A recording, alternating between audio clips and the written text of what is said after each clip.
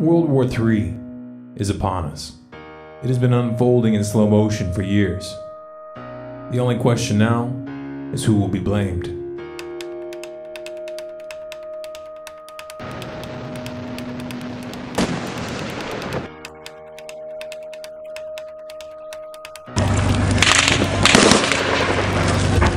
Humans tend to view each stage of history in isolation. As a result, they rarely see the chain reactions that build over decades, until a flashpoint catches their attention. September 11th, 2001 was one such flashpoint. You could make the case that this is where it all began, and there's some truth in that, but it's also an oversimplification. I mean, let's remember here, the people we are fighting today, we funded 20 years ago. U.S. National Security Advisor Brzezinski flew to Pakistan to set about rallying resistance. He wanted to arm the Mujahideen without revealing America's role. On the Afghan border near the Khyber Pass, he urged the soldiers of God to redouble their efforts. We know of their deep belief in God, and we are confident that their struggle will succeed. That land over there is yours. You'll go back to it one day because your fight will prevail and you'll have your homes, your mosques back again because your cause is right and God is on your side.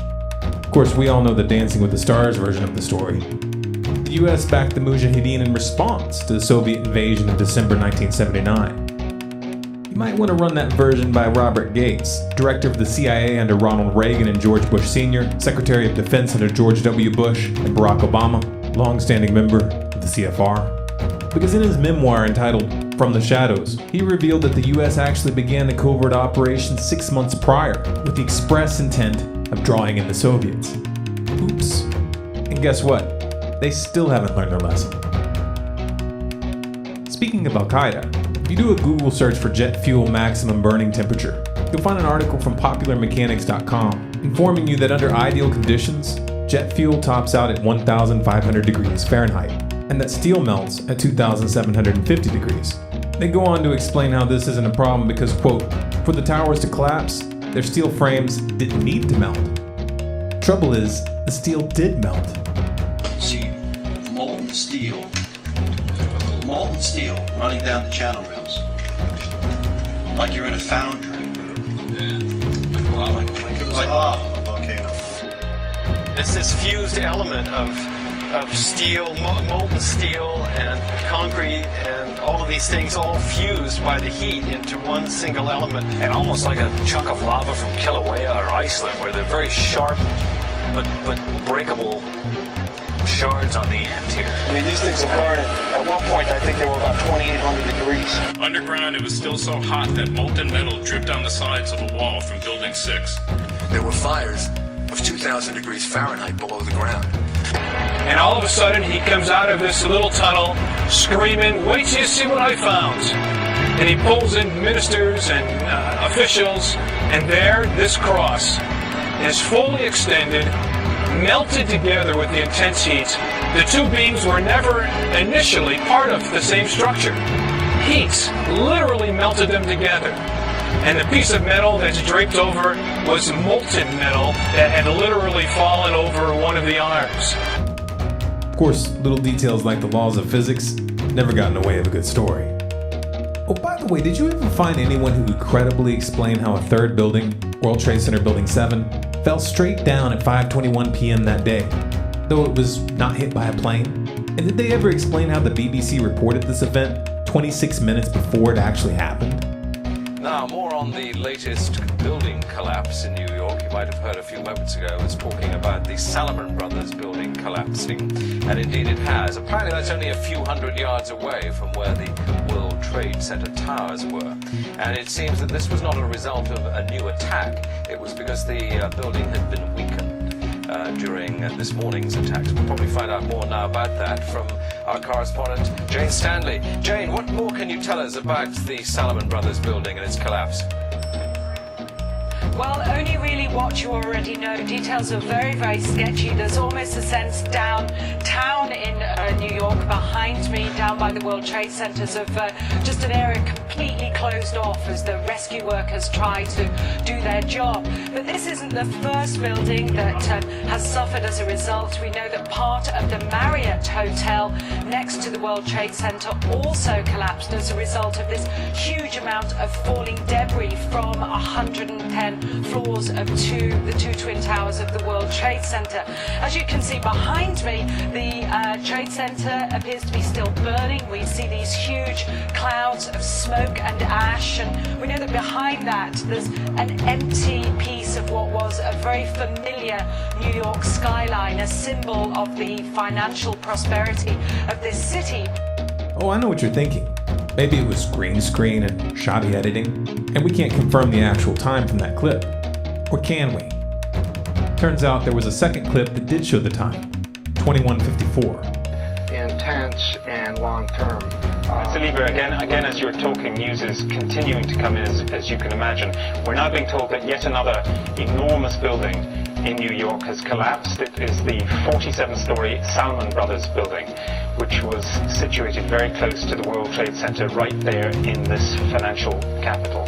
21:54. That's 9:54 in England, 4:54 Eastern. 26 minutes before the building actually fell. But I digress. The invasions of Iraq and Afghanistan were not motivated by the fall of the Twin Towers, nor was the evisceration of your rights and privacy that followed. To say that 9/11 was a pretext would be putting it lightly. About 10 days after 9/11, I went through the Pentagon and I saw Secretary Rumsfeld and Deputy Secretary Wolfowitz. I went downstairs just to say hello to some of the people on the Joint Staff who used to work for me, and one of the generals called me and he said, "Sir, you gotta come in and talk to me a second." I said, "Well, you're too busy." He said, No. He says, "We've made the decision. We're going to war with Iraq." This was on or about the 20th of September. I said, "We're going to war with Iraq. Why?" He said, "I don't know." He said, "I guess they don't know what else to do." So I said, "Well, did they find some information connecting Saddam to Al-Qaeda?" He said, No. He says, "There's nothing new that way. They just made the decision to go to war with Iraq." He said, "I guess it's like we don't know what to do about terrorists, but we got a good military and we can take down governments." And he said, "I guess if the only tool you have is a hammer, every problem has to look like a nail." So I came back to see him a few weeks later, and by that time we were bombing in Afghanistan. I said, "Are we still going to war with Iraq?" And he said, "Oh, it's worse than that."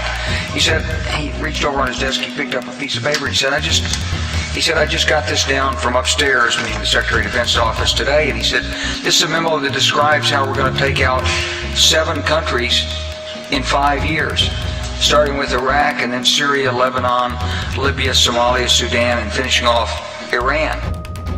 The best laid plans of mice and men often go awry, but George W. Bush sure did try. Iraq and Afghanistan became quagmires, just like Cheney predicted. Do you think that the U.S. or UN forces should have moved into Baghdad? No. Why not? Because if we'd gone to Baghdad, we would have been all alone. There wouldn't have been anybody else with us. It would have been a U.S. occupation of Iraq. None of the Arab forces that were willing to fight with us in Kuwait were willing to invade Iraq. Once you got to Iraq and took it over and took down Saddam Hussein's government, then what are you going to put in its place? That's a very volatile part of the world, and if you take down the central government in Iraq, you can easily end up seeing pieces of Iraq fly off. Part of it the Syrians would like to have to the west. Part of eastern Iraq, the Iranians would like to claim, fought over for 8 years. In the north, you've got the Kurds, and if the Kurds spin loose and join with the Kurds in Turkey, then you threaten the territorial integrity of Turkey. It's a quagmire if you go that far and try to take down Iraq. Obama picked up where Bush and Cheney left off by toppling Libya and funding extremists in Syria, the precursors of ISIS. They knew the weapons were ending up in the hands of jihadists since at least 2012. They knew what would come next. A Department of Defense document from 2012 shows that the US government was aware that these fighters intended to form a caliphate, and that this conflict would likely lead to a proxy war with Russia and China. The Middle East was being balkanized, every pocket of resistance broken up into bite-sized chunks. But it was taking too long. So Saudi Arabia invaded Yemen, and Israel did their part by repeatedly bombing the Syrian army. In 2013, when the US-backed rebels in Syria got caught using sarin gas against civilians, and the Western narrative fell apart, Russia became a diplomatic thorn in Washington's side. So like a true gambler that doesn't know when to walk away, Obama doubled down by backing a coup in Ukraine, installing a puppet government with extensive ties to the US State Department, bankrolling their ethnic cleansing campaign in the East, and blaming the entire mess on Vladimir Putin. Russian aggression, Russian aggression, Russian aggression. Because reducing Iraq, Afghanistan, Libya, and Syria to rubble is about spreading democracy. But accepting the results of a peaceful referendum in Crimea, well, that's just beyond the pale. The war on the Ukrainian front continued through 2014 and into 2015. Somewhere along the way, preparations for an open conflict between the US, Russia, and China were normalized and brought from the shadows. Open threats were leveled in full view. Coverage was predictably one-sided. We've been through this before. Weapons of mass destruction, human rights violations, Russian aggression. New excuses, same goal. If you want to start a war, the unwashed masses must be convinced to send their brothers, sons, and fathers to die on the front lines. The specter of an external enemy must be etched into their collective mind through trauma, exaggeration, and repetition. History must be whitewashed, twisted, and cherry-picked down to a politicized nursery rhyme. At no point should the real motives or consequences of such an endeavor be discussed. It stands to reason that if we want to stop a war, we must reverse this pattern. Let's start with a realistic look at the consequences. The United States and Russia alone possess a total of over 15,000 nuclear warheads, each of which are 10 to 30 times more powerful than those that the US used against Japan in Hiroshima and Nagasaki. During the Soviet era, it was understood that a hot war between these two countries would inevitably lead to the use of these weapons, and would therefore be an act of mass suicide. A nuclear conflict between just these two countries, using only the weapons which are slated to be active after the implementation of the START Treaty in 2018, would release over 150 million tons of debris into the atmosphere. This debris would block out the sun, dropping global temperatures between 8 and 30 degrees centigrade. Agriculture would become impossible. Mass extinctions would follow, and our species would not likely be exempt. This is a mild description. We're not even touching upon the direct consequences of the blast, firestorms, and radiation poisoning, or the secondary deaths caused by exposure and disease. In this context, you might be inclined to believe that the use of these weapons would be completely off the table, that every effort would be made to reduce stockpiles, and that no new bombs would be built. Unfortunately, this is not the case. In recent years, US strategists have begun to promote the idea of limited nuclear warfare, which would be made possible by tactical nukes. The idea being that smaller weapons are more effective because they're actually usable. This isn't just talk. Under Obama, the US military developed the most expensive and most dangerous nuclear weapon ever, the B-6112. The B-6112 is a guided nuclear missile, the first of its kind, and its yield can be dialed down electronically for the desired effect. This capability has been promoted by the CFR as a means of preemptively destroying China's hardened missile silos. Apparently, the Obama administration took these recommendations to heart, because Section 1063 of the NDAA of 2013 directed the U.S. Strategic Command to prepare a report assessing the capability of the U.S. military to destroy a network of tunnels in China and, quote, the known hardened and deeply buried sites of foreign nations, with conventional and/or nuclear forces. While Russia wasn't mentioned directly here, it should be clear that they're on that list. Those promoting this new stance claim that this is merely a new form of deterrence. But this line of argumentation, even if it were sincere, is fatally flawed. Preemptive nuclear strategy, especially one discussed in public, sends a clear message to those being threatened, that they themselves must strike first. And since Russia and China did not possess guided dial-a-yield tactical nukes, their preemptive strikes would be full scale. Of course, America's political establishment has good reason to play chicken with all of our lives and the future of the planet. The balance of geopolitical and financial power has been shifting, and not in Washington's favor. China's new Silk Road project, Asian Infrastructure Investment Bank, and outposts in the South China Sea in tandem with the Eurasian Union, spearheaded by Russia, are edging the United States out of the world's new center of gravity. Pivots have failed. Bilateral discussions have gotten nowhere. Sanctions have backfired. Trade agreements have stalled. Influence has eroded. Washington is running out of options and time. The dollar-denominated financial system has peaked. This is the end of a debt supercycle and of the petrodollar. The next leg down is going to be epic. Powers that be would rather tip the board than lose the game. They'd rather take us to war than take the blame. And if you let them get away with it, that's just the beginning. I said there's a crisis of global governance, but there's not a crisis that's actually impacting the key actors in these countries that brings them to the level of creating a common narrative. That creates a human narrative. We're nowhere close to that. And in some areas, maybe we'll develop such a thing. I hope not. I hope it doesn't require that kind of crisis. But certainly, the crucible of the G20 leads us to believe that is what's required. Yeah, I would agree that.